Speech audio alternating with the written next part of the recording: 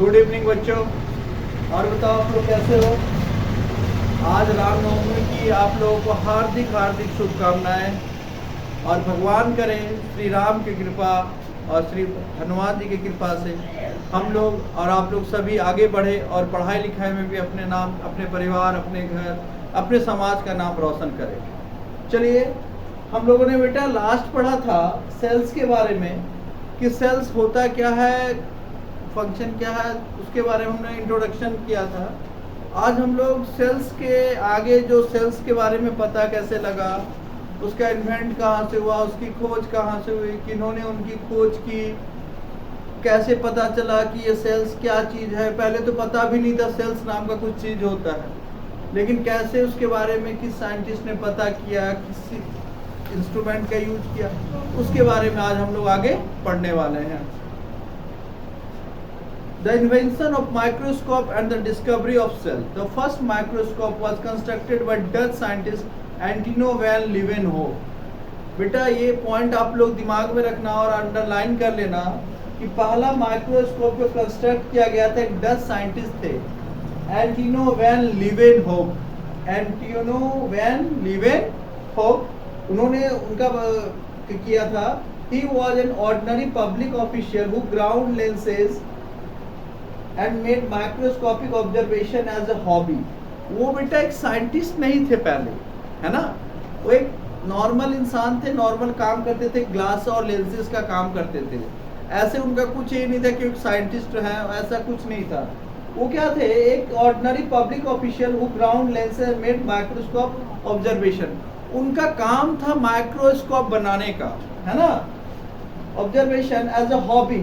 He is said to have constructed 400 microscope.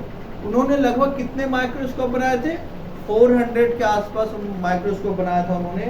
Basically all his microscope were called simple microscope.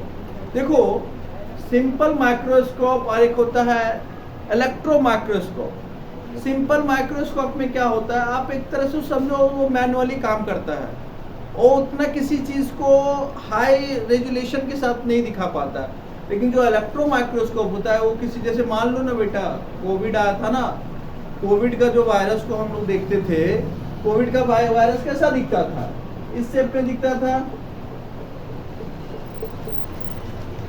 इस shape में दिखता था, है ना, लगता था क्या, ऊपर पे क्या क्राउन टाइप का बना हुआ था।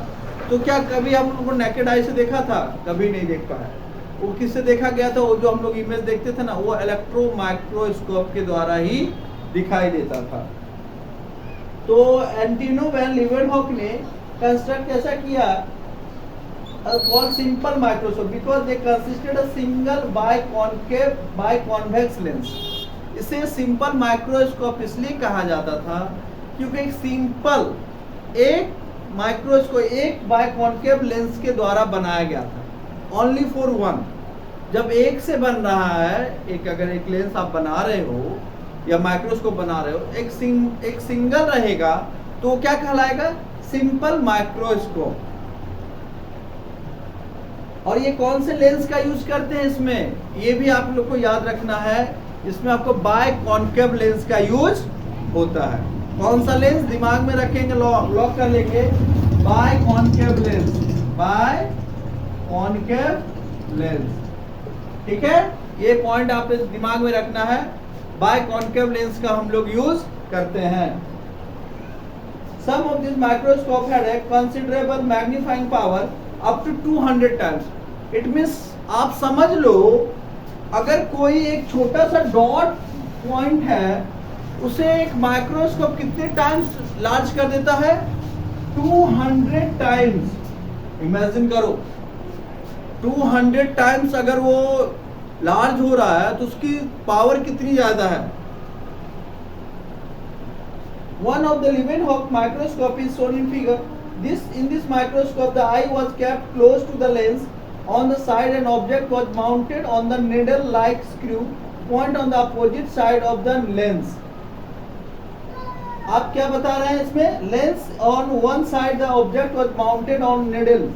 आप एक सुई को ले लो, सुई को अगर आप माइक्रोस्कोप के अंदर से देखोगे ना, वो बहुत बड़ा लार्ज साइज समझो 200 टाइम्स बड़ा दिखा रहा है। 200 इमेजिन कर सकते हो, अगर एक छोटा सा डॉट डस्ट पार्टिकल भी होगा ना 200 टाइम्स अगर शो करेगा तो आपको एक लगेगा एक माउंट एवरेस्ट के जैसा दिखेगा, बहुत बड़ा सा साइज दिखेगा। ऑब्वियस सी बात है 200 टाइम्स बड़ा हो जा रहा है वो, है ना। चलिए अब आगे आते हैं हम लोग रॉबर्ट हुक के बारे में पढ़ते हैं। अभी हम लोगों ने लास्ट क्या पढ़ा था, एंटिनो वैन लीवेनहॉक के बारे में पढ़ा था।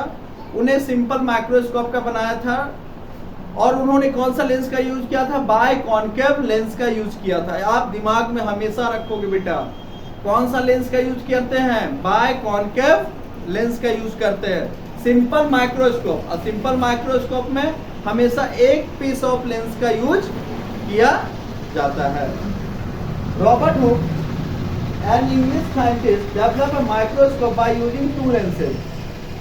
एंटिनो लेवेनहॉक ने कितना किया था, ओनली फॉर वन लेंस का यूज किया था। और रॉबर्ट हुक ने क्या किया, इन्होंने दो लेंसेस का यूज किया। कितने, दो लेंस का यूज किया था। And English scientist develop micro by using two lens for achieving greater magnification. Such microscope were later known as compound microscope. अब बताओ कंपाउंड माइक्रोस्कोप क्यों बोला गया, सिंगल था, एक पीस अगर लेंस का यूज किए सिंपल माइक्रोस्कोप कहलाएगा। अगर जब मैंने दो अलग अलग लेंस को जोड़ के अगर हम किसी चीज को मानो एक लेंस लगाया तो 200 टाइम्स, अगर दो लेंस लगा देंगे तो कितने हो जाएंगे, मल्टीप्लाई हो जाएंगे। 200 इंटू 2 400 टाइम्स लार्ज। अब सोचो उसका साइज कितना बड़ा हो जाएगा, इमेजिन करते हैं। अब हम लोग सोचना ही बड़ी बात है कि इतनी बड़ी साइज हो जाएगी। एक चींटी को भी देखेंगे तो मुझे हाथी से बड़ी दिखाई पड़ेगी।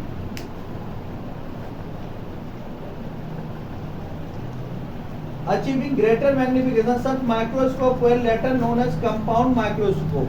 तो बता ही दिया कि इस तरह के माइक्रोस्कोप को क्या कहा जाता है बेटा, कंपाउंड माइक्रोस्कोप। मतलब इन्होंने जो बनाया था एंटिनो वैन लीवेनहॉक ने, इन्होंने कौन सा लेंस बनाया था, सिंपल माइक्रोस्कोप। सिंपल का मतलब बेटा क्या था, एक लेंस का यूज किया, एक बाइकॉन्केव लेंस का। और ये रॉबर्ट हुक ने क्या किया बेटा, इन्होंने दो अलग अलग लेंसेज का यूज किया, दो अलग लेंस। इसी कारण ये कौन सा माइक्रोस्कोप कहलाया, कंपाउंड माइक्रोस्कोप। कंपाउंड का मतलब होता है जब एक से एक और दूसरा दो अलग अलग दो मिल के लेंस एक माइक्रोस्कोप बनाना है। इसी कारण बेटा इसे क्या कहा जाता है, कंपाउंड माइक्रोस्कोप। चलिए, in Hooke's microscope object to be seen was placed on stage below the light and light from an oil flame was throw on it by means of concave mirror. क्या बोला गया बेटा, Hooke's का जो microscope था, the object to be seen, जो object जो आपको दिखता है, was placed on the stage below, stage के नीचे, light from an oil flame was thrown on it by means of concave mirror। और वो जो हम लोग यूज कर रहे हैं यहाँ पे जो उसके लेंसेज के रूप में कौन से मिरर का यूज कर रहे हैं हम लोग, कॉनकेव मिरर का यूज कर रहे हैं हम लोग। Hook examined a thin slice of cork under the microscope। तब जब वो देख रहा था, हुक उसको ऑब्जर्व कर रहा था क्या है इसमें, क्या लगा हुआ है, तो उसने जब उसको एक स्लाइस में देखा, एक स्लाइस था, समझो ना ऐसे इस शेप में था बेटा, दिखा रहा हूँ। मधुमक्खी का छत्ता देखे हो आप लोगों की, नहीं देखे है ना, मधुमक्खी का छत्ता कैसा होता है, मान लो ऐसे छोटे छोटे छोटे छोटे छोटे छोटे थे, गोल गोल गोल गोल इस शेप में, है ना। मधुमक्खी का छत्ता कभी नजदीक से जाके देखना, गोल गोल गोल गोल होल टाइप से आपको शो करेंगे, ठीक है, ऐसे ऐसे शेप में थे। जब रॉबर्ट हुक ने देखा, अरे यार ये क्या है, गोल गोल गोल गोल गोल गोल क्या है, तो उसे बड़ा आश्चर्य लगा, ये छोटे छोटे गोल गोल क्या है, बड़ा आश्चर्य वाली बात थी। तो वो थोड़ा और उसको लार्ज करके देखने लग गया। तो क्या देखता है वो, a thin slice cork under the microscope and observed it was made of tiny box like compartment। उसमें क्या रहता है बेटा, छोटे छोटे बक्से टाइप के, गोल गोल गोल गोल बक्से टाइप में बने हुए थे। तो जब आप सोचो, इमेजिन करो, जब हम कोई चीज पहली बार देखते हैं तो थोड़ा अलग टाइप शेप में रहता है, अलग शेप में रहता है, तो उसके लिए थोड़ा इमेजिन करने लगा कि ये है क्या, ये न्यू थिंग्स है क्या, तो उसके बारे में उसने एग्जामिन करना स्टार्ट कर दिया।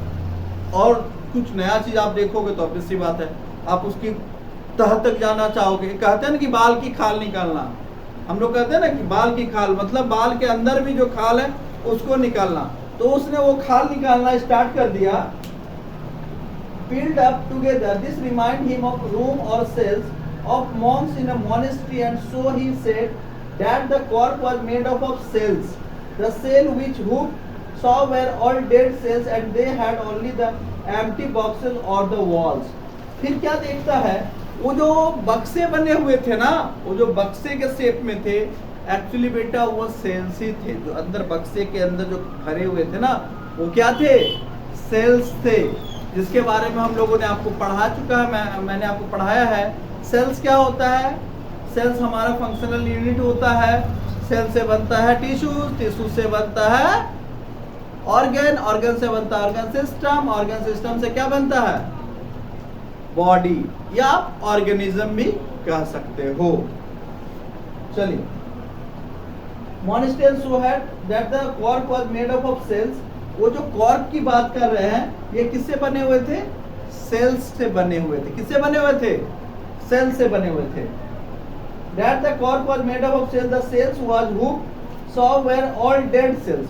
तो फिर हुक देखता वो सब जो सेल्स थे बेटा वो सब डेड सेल थे। क्या थे, डेड सेल के रूप में थे। And only the empty boxes और the walls. The ordinary compound microscope of today are greatly improved, designed the original Hooke's microscope। और अब के समय में, अब आगे देख लो, पहले बेटा देखो जब कुछ नया बनता है ना, जब याद करो जब हम लोग शुरुआत में मोबाइल देखते थे तो नॉर्मल मोबाइल आता था, डब्बा वाला छोटा वाला नोकिया का आता था, 1600 1100 मॉडल। फिर धीरे धीरे आया, उसमें कैमरे आने लगे, चलो कैमरा वाला फोन आ गया। होता है लोग जैसे जैसे इम्प्रूव करते जाते हैं, हर चीज में इम्प्रूवमेंट आते जाता है। तो कैमरा वाला फोन आ गया, उसके कैमरा वाला के बाद फिर आ गया एंड्रॉयड आ गया, एंड्रॉयड के बाद अब तो आईफोन आ गया। तो देखो हर चीज धीरे धीरे लेटेस्ट मॉडल आते रहते हैं। उसी तरह जब शुरुआत हुआ बेटा लेंसेज का, तो शुरुआत में लेंसेज कैसे थे, सिंपल माइक्रोस्कोप थे, एक लेंस से लगा के काम करते थे। फिर कैसा आ गया, फिर कंपाउंड माइक्रोस्कोप आने लगा। कंपाउंड का मतलब दो लगा के काम करने लगे। अब तो बेटा और नए नए तरीके के माइक्रोस्कोप आ गए, इलेक्ट्रो माइक्रोस्कोप आ गए। अब इलेक्ट्रो माइक्रोस्कोप क्या है, वो तो हाईली मैग्नीफाइड करता है, वो तो किसी भी चीज को माने उसके अंदर से अंदर क्या हो रहा है सारी घटनाओं के बारे में उसके अंदर के बात को खोल के रख देता है। The invention of the electron microscope added further to the knowledge about cells. It can give a magnification over 2 lakh times imagination. It means simple microscope बेटा कितने टाइम करता था, बताओ जल्दी बताओ। सिंपल माइक्रोस्कोप कितने टाइम्स करता था, 200 टाइम्स करता था। कंपाउंड माइक्रोस्कोप से 2 टाइम्स ज्यादा करने लगा, 202 into 2 तो कितना हो गया, 400 टाइम्स हो गया। अब इलेक्ट्रो माइक्रोस्कोप कितने टाइम्स करने लगा, 2 लाख। बाप रे बाप, क्या दिखेगा, हम सोच के ही लग रहा है उसमें दिखेगा, क्या दिखेगा उसमें, तो लग रहा है एक डस्ट पार्टिकल भी हमको पहाड़ से उससे भी बड़ा दिखने वाला है। 2 लाख टाइम सोच लो। तो जो कोविड का जो वायरस था ना बेटा, वो था समझ लो, तो नेकेड आई से पॉसिबल ही नहीं है। उसे इलेक्ट्रो माइक्रोस्कोप की मदद से ही हमें दिखाया जाता था, जो उस शेप में दिखता था।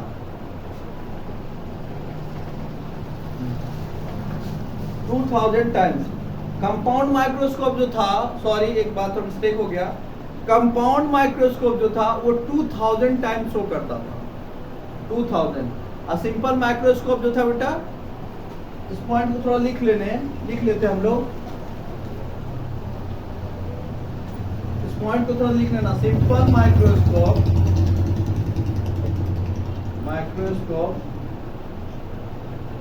200 times, compound microscope 200 times and electro microscope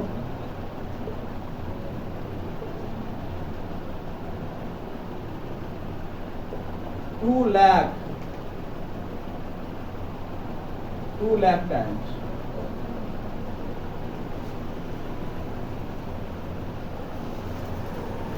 सोच लो, इमेजिन करते हैं ये कितना बड़ा दिखेगा हमें, तो किसी भी चीज को ये लार्ज से एक्स्ट्रा लार्ज हमें दिखा सकता है.